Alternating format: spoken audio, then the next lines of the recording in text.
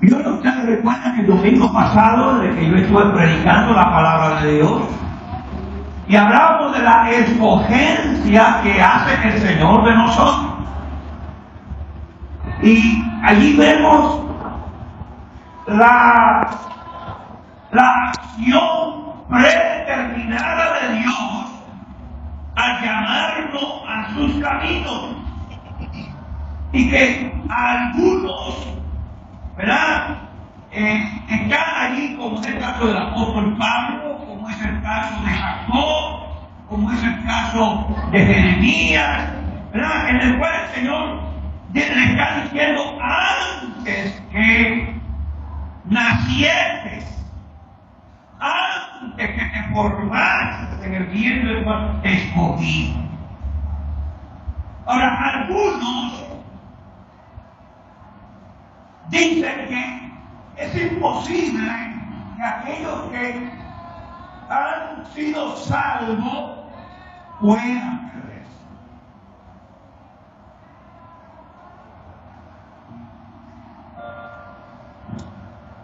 Porque la gracia de la escogencia es de Dios.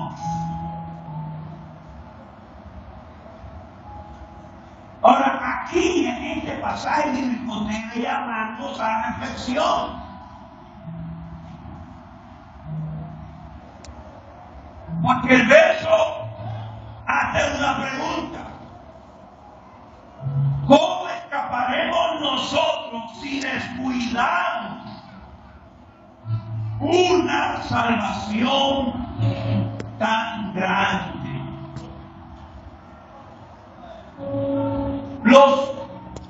El pueblo de Israel, los judíos, cuando salieron de Egipto, la promesa que ellos tenían era de heredar tierras que fluían leche y miel, que habitarían casas que ellos no edificaron.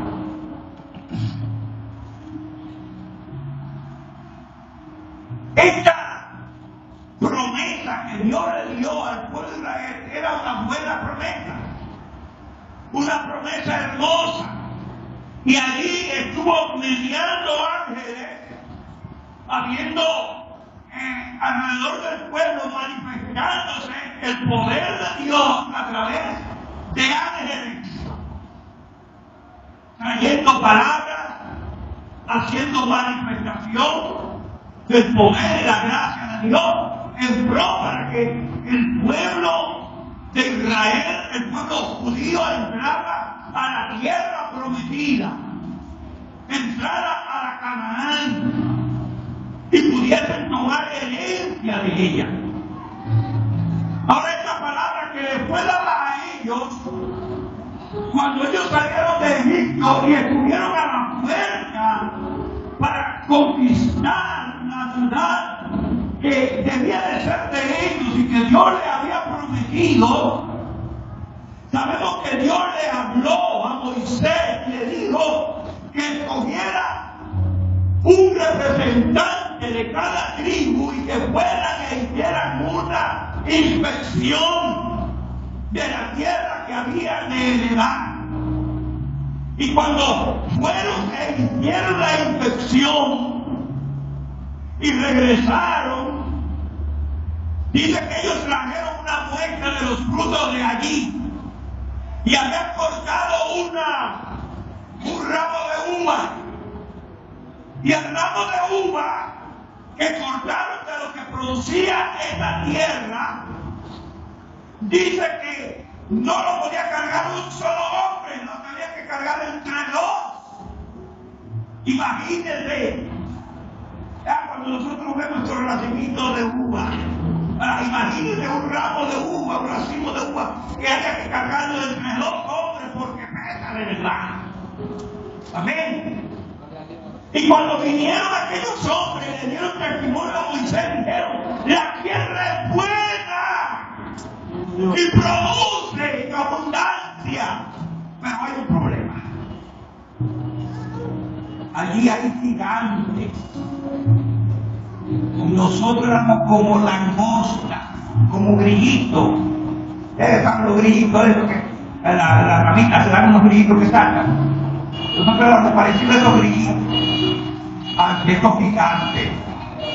Hubieron dos de ellos, Josué y Caleb, que dijeron: es cierto que esos hombres son grandes, pero nosotros vamos a poseer esa tierra, la vamos a tomar y ellos serán como pan en nuestras manos, porque Jehová nos ha entregado esa tierra. Aleluya.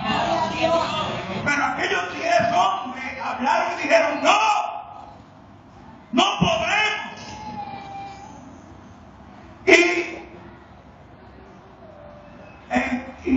Y pusieron el ánimo del pueblo. Y el pueblo creyó al testimonio de esos 10 hombres. Y se sintieron motivados y respaldaron de tal manera que cuando Josué y Caleb hablaron, ellos quisieron apedrear a Josué y Caleb. Gloria al Señor. Porque Josué y Caleb le decían: hay que confiar en Jehová, porque Él ha dicho que Él nos entregará esa tierra. Pero aquellos hombres visitaron al pueblo, y a causa de eso el pueblo se amilanó, perdió la fe, y Dios declaró diciendo: ninguno de estos del pueblo, de los hombres que salieron de Israel y que vinieron para entrar a esta tierra, por cuanto no han creído a mi palabra. ¿A dónde fue que Dios los sacó de Israel? Los sacó para llevar a la tierra, y ahora estaban a las puertas. Pero resulta que cuando llegaron a las puertas, ellos no le creyeron a Dios. Y entonces Dios les dijo: ninguno de ellos entrará. Sus hijos entrarán en el lugar, pero ellos no entrarán porque no han creído a mi palabra. Amén.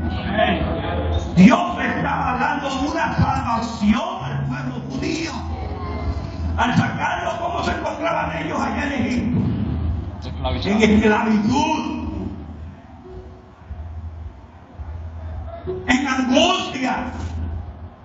Dice que el grito de ellos subía cada día en la presencia de Dios.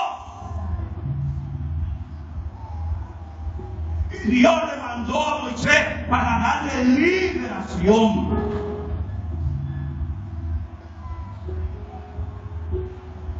Porque Dios es un Dios bueno. Y un Dios que cumple sus promesas, y cumple sus pactos, cumple su palabra. Pero ahora ellos no pudieron entrar. Se manifestará la salvación de Dios a causa de su incredulidad. Amén. Eso es un hecho histórico. Nosotros sabemos que ellos vagaron 40 años en el desierto, y toda aquella generación que había salido de 20 años arriba,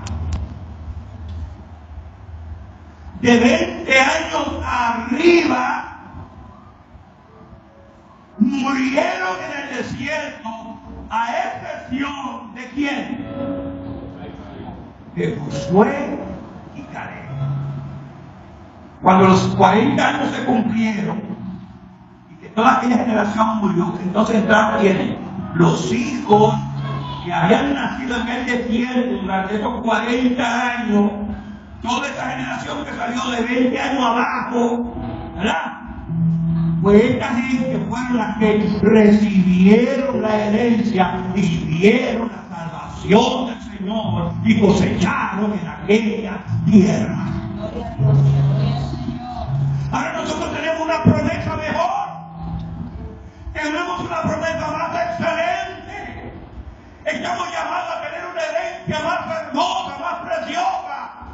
Porque el Señor nos está prometiendo a nosotros vida eterna, herencia en la ciudad ciudad celestial. Y sus promesas aquí no son unas promesas simplemente naturales, carnales, pasajeras, sino que son eternas.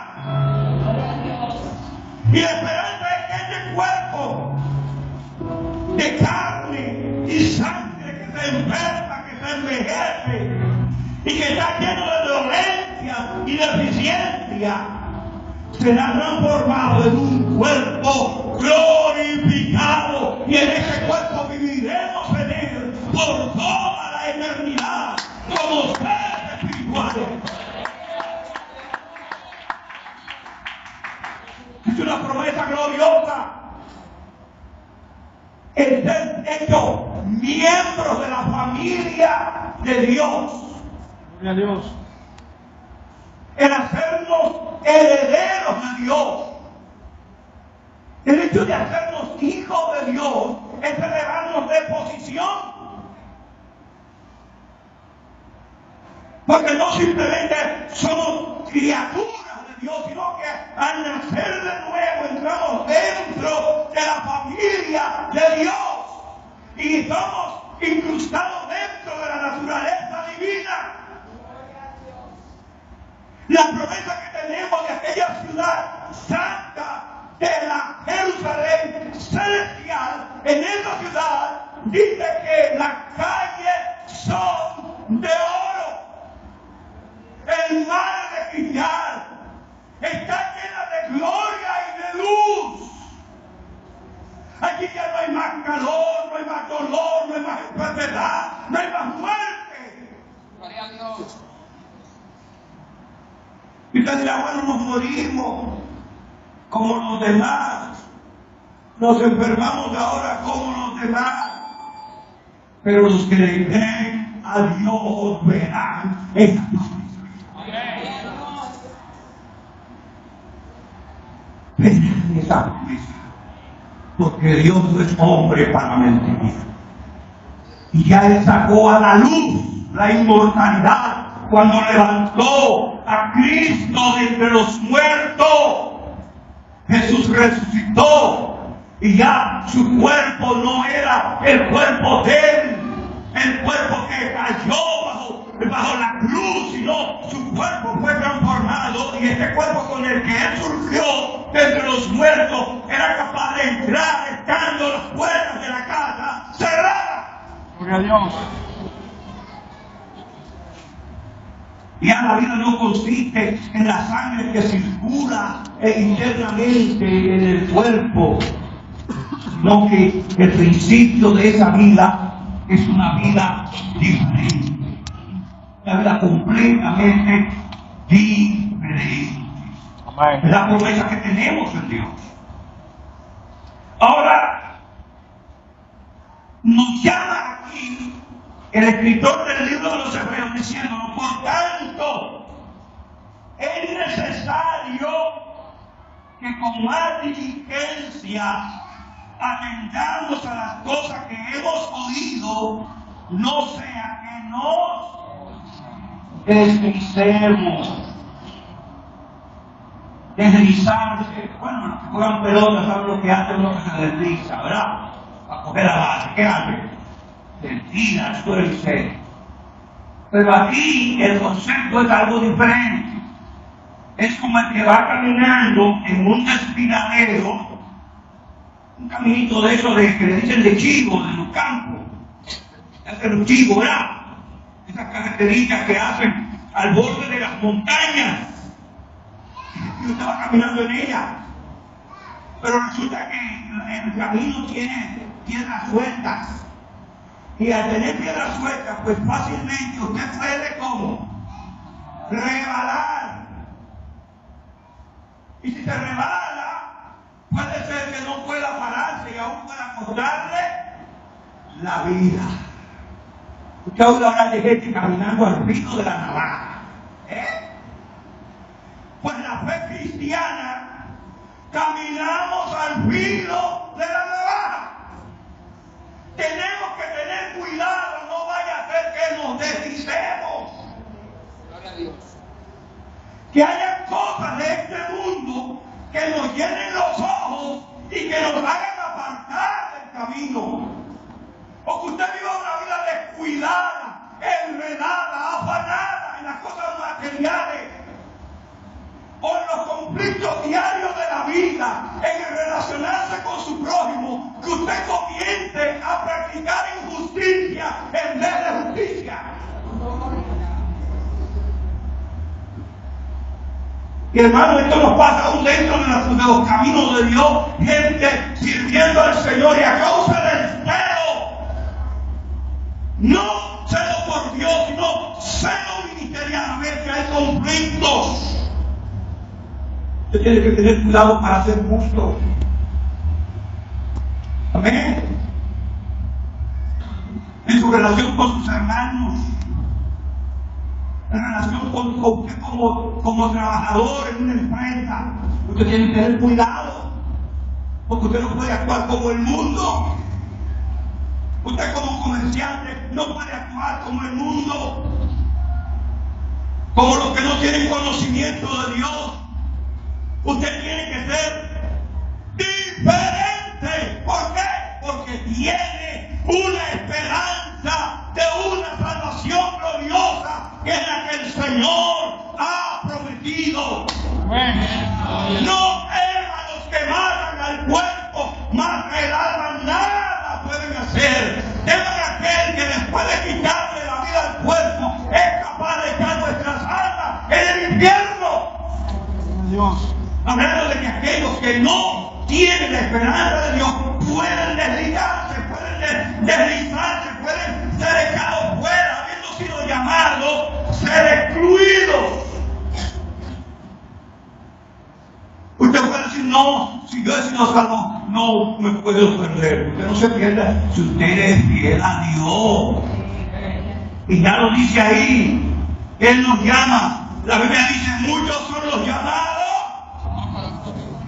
Muchos son los llamados. Entonces usted tiene que velar por usted. Usted tiene que velar por sus miembros, por sus acciones. Hijo mío, sobre todas las cosas guardadas, guarda tu corazón. No se puede dejar que el corazón se desvíe tras la mentira, tras el engaño, tras la falsedad de esta vida.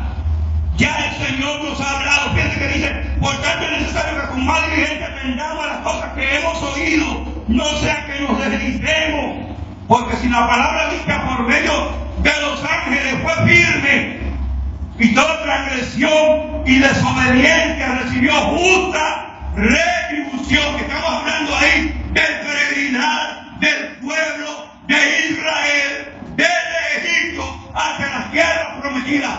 Todo fue hecho por mediación de ángeles, y la palabra que venía era por mediación de ángeles.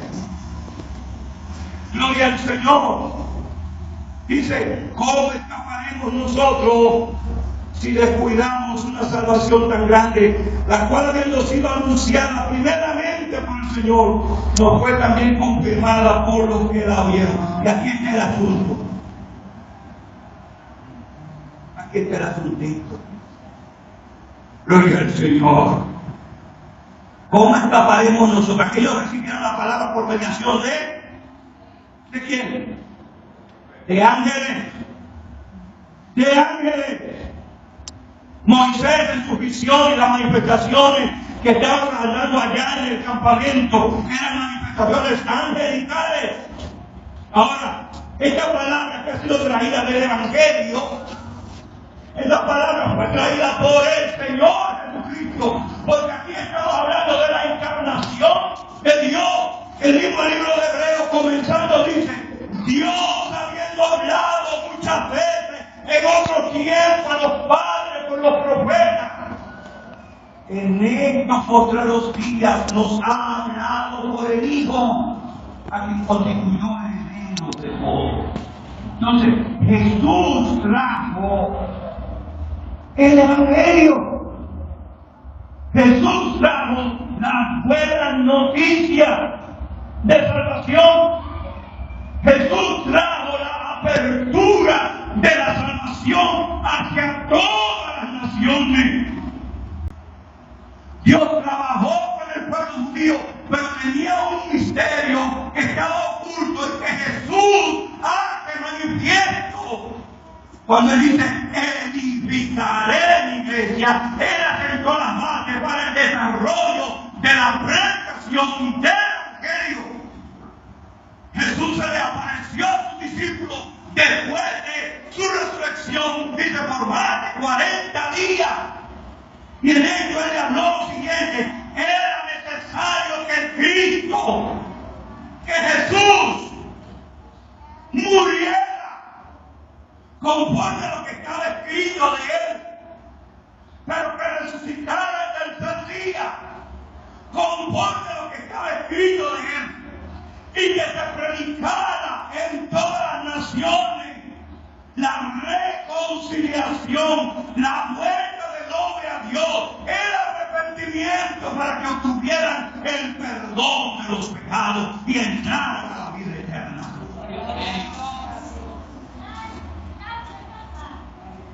Hemos oído nosotros esta noticia. Dios está ofreciendo el perdón de los pecados a través de la fe en Jesús.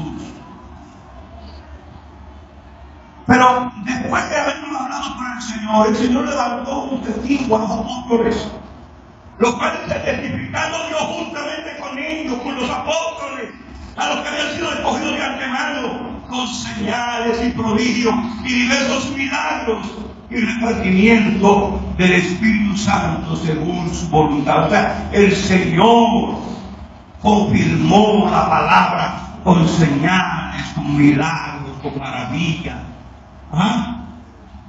Te habla de Pedro, que aún pasando por algún lugar, la sombra de su cuerpo cayendo sobre un enfermo, los enfermos se levantaban. Amén. Amén.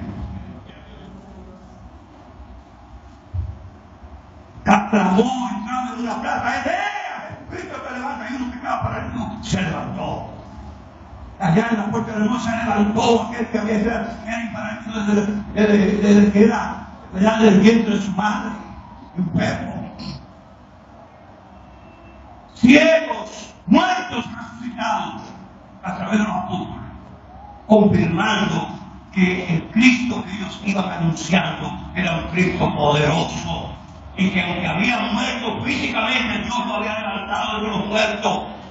Se había aparecido a ellos, luego ellos fueron llamados como testigos, y al último de todo, como un convertido, se le apareció a Pablo camino a Damasco, uno que era enemigo de los griegos, uno que no quería saber nada de los cristianos. Él iba desde camino a Damasco para sacar y tratar de que la gente se apartara de la fe, para conducir a aquellos que habían aceptado al Señor a las cárceles. Y él, en este empeño, en esta encomienda, dice que se le apareció el Señor en el camino. Y luego él se convirtió en un poderoso testigo del Cristo que se le apareció camino a Damasco. Y escribió todas estas cartas que nosotros tenemos ahí preciosas, mucho más que Pedro, que Juan, ¿verdad? Pablo sobresalió en su abundancia de escrito porque fue enviado como apóstol a las naciones, a los gentiles. Y él hizo gala de su ministerio. Ahora, todo eso para llamarnos a nosotros a que tengamos en cuenta lo que es la salvación. ¿Valoramos nosotros lo suficiente la salvación? A veces con la actitud de las personas que, ¿verdad? Yo mismo a veces me examino a mí mismo. A veces nuestras actitudes no son las más apropiadas con relación a la fe. Quizás no velamos lo suficiente con relación a la esperanza que tenemos de la vida eterna. Dios nos ha llamado, hermano, a que cuidemos de nuestra salvación con temor y temblor. Gloria a Dios. Porque ¿cómo escaparemos nosotros si descuidáramos una salvación tan grande? No es algo siempre salvo. No es algo siempre salvo. Hay que velar, hay que poner empeño en la esperanza de la vida eterna. Y entrando en otra parte, ¿qué produce esa salvación?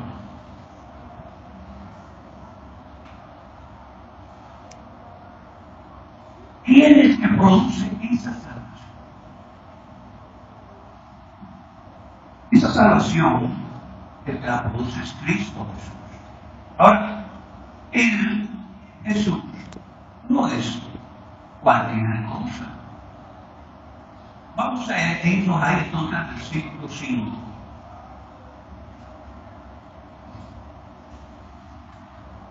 Y de esta conversación que tenemos aquí en esta parte,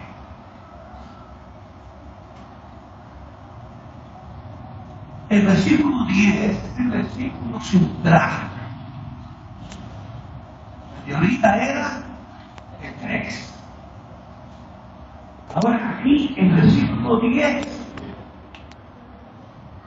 aunque vamos a leer el 5, porque yo quiero leer el 10 desde acá. Dice, porque convenía a aquel por cuya causa son todas las cosas y porque en todas las cosas susciten, que habiendo de llevar muchos hijos a la gloria, perfeccionarse por aflicciones al autor de la salvación de ellos. Lo leemos otra vez, búscalo ahí en su Biblia, versículo 10, desde capítulo 2. Porque convenía a aquel por cuya causa son todas las cosas, y porque todas las cosas susciten, que habiendo de llevar muchos hijos a la gloria, ¿dice cuánto? Muchos. No dice todo, ¿verdad? No dice todo, porque la gente dice, no, todos somos hijos de Dios. Es una equivocación, se oye bien, pero no es la verdad. Amén. No, todos somos criaturas de Dios, pero no somos hijos de Dios. Entonces ahí dice, porque convenía a aquel por cuya causa son todas las cosas, y porque en todas las cosas susciten, que habiendo de llevar muchos hijos a la gloria, perfeccionarse por aflicciones al autor de la salvación de ellos. Tenía que llevar muchos hijos. ¿A dónde? ¿A dónde que va a llevar los hijos? Muchos, no todos. Amén. No todos. En el rapto de la iglesia, no todos. Porque ya él declaró, no todo el que me dice Señor, Señor, entrará en el reino de los cielos, sino el que haga la voluntad de mi Padre que está en los cielos. Amén. Vamos así. Porque no sujetó a los ángeles el mundo venidero acerca del cual estamos hablando. Pero alguien testificó en cierto lugar diciendo, ¿qué es el hombre para que te acuerdes de él? O el hijo del hombre para que le visites. Le hiciste un poco menor que los ángeles y le coronaste de gloria y de honra y le pusiste sobre las obras de tus manos. Todo sueltaste bajo sus pies. Este es el Salmo 8, que está citando el escritor del libro de los Hebreos, el Salmo 8. Si usted quiere puede ir al Salmo y ver que eso es así. Salmo 8. Y pareciera que se está refiriendo a los hombres en sentido general. Todos los hombres, ¿qué? Esa es la pregunta, ¿qué es el hombre para que te acuerdes de él? ¿O el hijo del hombre para que le visites? Le hiciste un poco menor que los ángeles y le coronaste de gloria y de honra y le pusiste sobre las obras de tus manos. Le pusiste sobre las obras de tus manos. Todo lo sueltaste bajo sus pies.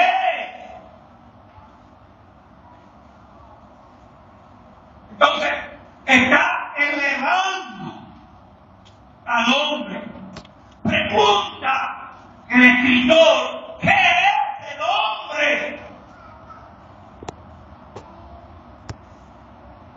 Ese ser débil. Y en realidad hay mucha descomposición moral en este tiempo. En los hombres, mucha violencia, que a veces nos comportamos como animales irracionales.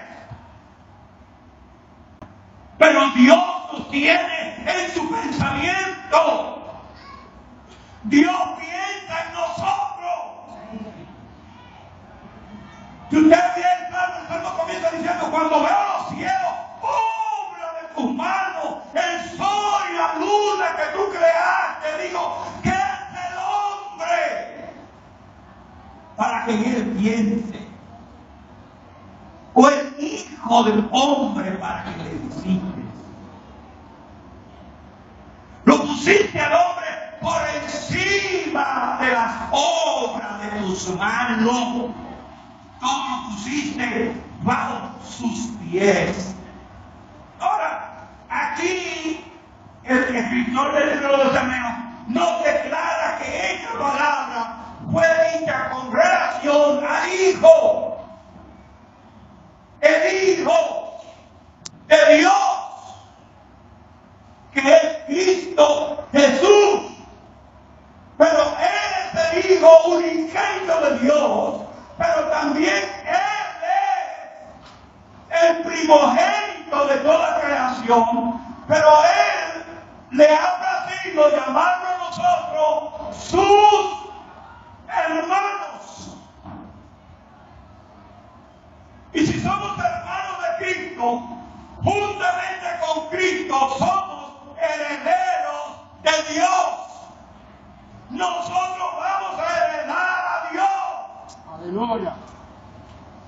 A ver, para usted poder heredar necesita que el dueño, el papá, ¿verdad? Para los hijos heredar, el papá debe morir. Y Dios no se muere. Amén. Pero ¿saben qué? Usted puede disfrutar. Porque Él, estando en esa existencia, vino Jesús y murió, ¿verdad? En nuestro lugar, precisamente. Y Él es Dios. Y ahí hay un misterio.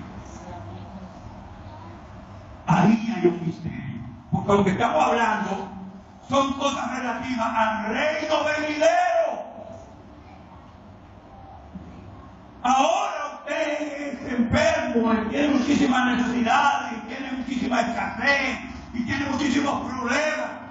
Pero todo es nuestro. Y este tiempo de aflicción y de angustia es breve en comparación con la eternidad que Dios te ha ofrecido. Por lo tanto, tú lo que tienes que hacer es afirmar y esperar en Dios, porque todo cuanto Él ha prometido lo ha de cumplir, porque Él no es hombre.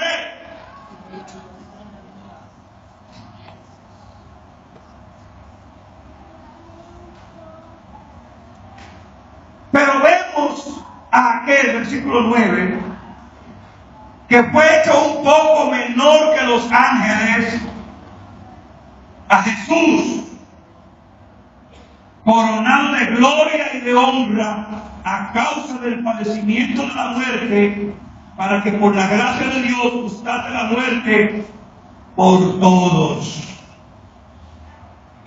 Y ahí está abriendo el abanico a todos.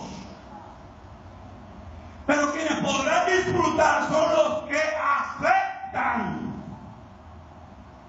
Cristo murió por todos. Él pagó el precio por todos. No por vos, sino por todos. Ahora, los que habrán de disfrutar son los que creen, son los que reciben, los que tienen Dios. Amén. ¿Quiere usted ver a Dios? ¿Le cree usted a Dios? Dios toma eso muy importante, que usted crea en Él. Sin fe, es necesario que se acerca a Dios y que es galardonador de los que le buscan. Amén. Por lo tanto, estas promesas que tenemos son gloriosas.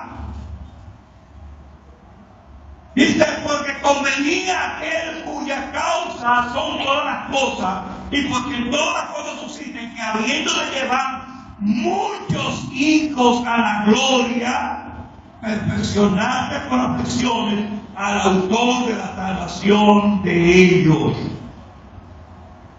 Porque el que santifica y los que son santificados, de uno son todos, por lo cual no se avergüenza de llamarlo ¿qué? Hermanos. ¿De llamarlo? Dígalo, de llamarlo. Cristo le llama a mí su. Cristo le llama a mí su.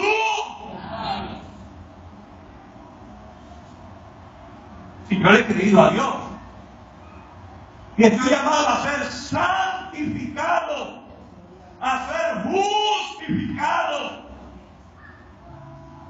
Él nos justifica, Él nos santifica. En Cristo Jesús somos separados del mundo. La Escritura habla de los que son muertos en Cristo. Dice, los muertos en Cristo resucitarán. Entonces hay otros que van a resucitar luego, ¿verdad? Que no son esos. Los muertos en Cristo resucitarán. Entonces, se puede morir en Cristo y se puede morir fuera de Cristo. Esto es importante. Conocerlo. Y hay que tratar que los hijos, hay que tratar que los familiares nuestros. Yo a veces veo la preocupación de una persona. Ay, tengo a fulano de estar enfermo y yo quiero que oren por él para que se salve. Bueno, lo primero que necesita es que esté salvo. Porque la enfermedad física va poco dura. Amén. Lo más importante es que él entre a ser parte de la familia de Dios. Amén. Amén. Trabajar para que si muera él.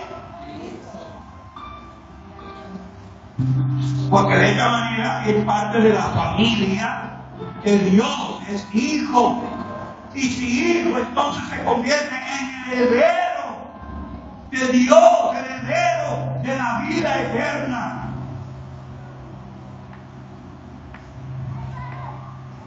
Ahora, cuando dice que Jesús fue un poco menor que los ángeles, ¿qué se está refiriendo? Él, que es el Dios todopoderoso, Jesús, que es el Dios todopoderoso, que es uno con el Padre. Él vino y nació como un humano. Y no nació en un palacio. Nació entre la gente más necesitada. Amén. Se despojó de su gloria y se humilló. Él implica lo que es el rey del universo, teniendo la misma entrada a un cuerpo que Dios. O sea, blanco y débil como él, dice que fue un poco menor que los ángeles. Entonces quiere decir que nosotros, los seres humanos, somos menores que los ángeles. Fuimos hechos menores que los ángeles. Ahora, a ellos que fueron hechos menores que los ángeles, Dios nos elevó y puso todo bajo sus pies. De los ángeles dice, no son todos espíritus ministradores enviados en favor de los que son herederos de la salvación. Por lo tanto, que ellos son más fuertes que nosotros en sabiduría y en fuerza, y no tienen un cuerpo tan débil como el nuestro,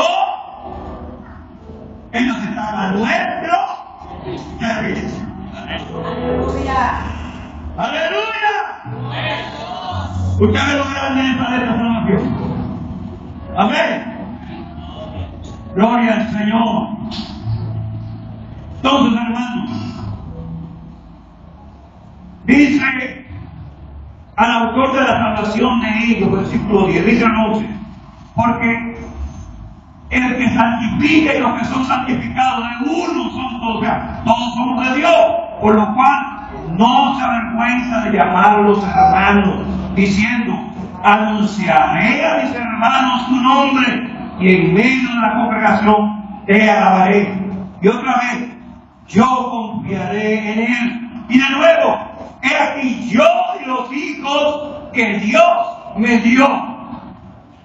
Así que, por cuanto los hijos, refiriéndose a nosotros, participaron de carne y sangre, él también participó de lo mismo, para destruir por medio de la muerte al que tenía el imperio de la muerte, esto es, al diablo. Amén. Él había de quitarle cuando Jesús murió y entró en lo profundo de la tierra, arrebató con su acción a Satanás, le quitó las llaves de la muerte. Por eso Juan dice, yo soy el que tengo las llaves de la ley de la muerte, porque él venció la muerte y la venció por todos nosotros, no solamente por él, sino por todos nosotros. Él saca a la luz nuestra la inmortalidad. Dice, y librar a todos los que por el temor de la muerte estaban durante toda la vida sujetos a servidumbre. Porque ciertamente no socorrió a los ángeles, sino que socorrió a la descendencia de Abraham. No socorrió a los ángeles. Sabemos que hay un grupo de ángeles, ¿verdad? Una tercera parte de ellos que fueron seducidos por Satanás, que lo vieron mismos, y que se siguieron a Satanás y que armaron en rebelión contra Dios. Y ellos no guardaron su dignidad, pero Jesús no murió por ellos. A ellos no se les da la oportunidad del arrepentimiento, a ellos no se les da la oportunidad de volver y poder obtener la salvación, sino que solamente se nos concede a nosotros. Para ellos lo que está reservado es el juicio eterno, el castigo allá en el fuego que dice que fue preparado para el diablo y sus ángeles. Amén. Los ángeles no tienen la oportunidad, los ángeles caídos, los ángeles que han seguido a los demonios, que siguen a Satanás, estos ángeles no tienen la oportunidad, sino que están reservados en prisiones de oscuridad para el juicio del gran día. Solo a nosotros se nos concede esa oportunidad. ¿Qué es el hombre? ¿Qué es el hombre, hermano? Dice, por lo cual debía ser en todo semejante a sus hermanos, para venir a ser misericordioso y fiel sumo sacerdote en lo que a Dios se refiere, para expiar los pecados del pueblo. Él es nuestro sumo sacerdote. Pues en cuanto él mismo padeció, siendo tentado, es poderoso para socorrer a los que son tentados. Cuando eres tentado, piensa en las promesas de Dios. Piensa en la palabra de Dios. No te dejes seducir por el mal. No te dejes seducir por el pecado. Afirma corazón. Estemos de pie.